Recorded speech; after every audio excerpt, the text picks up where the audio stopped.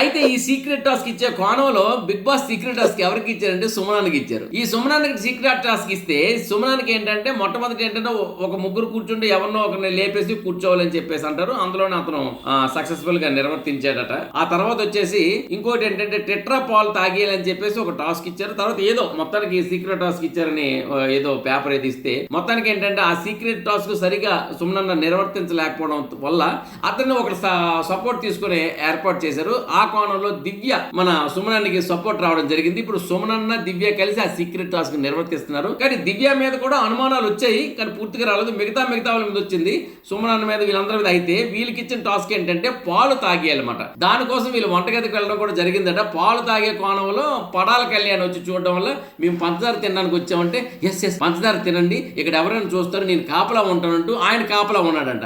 ఆయన కాపలా ఉంటే వీళ్ళు తిన్నది పంచదార కాదు, తాగింది పాలు. వీళ్ళు సీక్రెట్ టాస్క్ వీళ్ళు చేసుకుని వెళ్ళిపోయారు. మొత్తానికి అటు వచ్చి బకరా అయ్యాడు మన పడాల కళ్యాణ్. అన్నా పడాల కళ్యాణ్ ఎన్నిసార్లు నా స్నేహం అనుకుని వెళ్ళి వాళ్ళు నాకు మోసం చేస్తారు, వీళ్ళు నాకు మోసం చేస్తారు అంటారు. ఆఖరికి సుమనన్న కూడా నేను మోసం కాదు బకరా అని చేశాడు.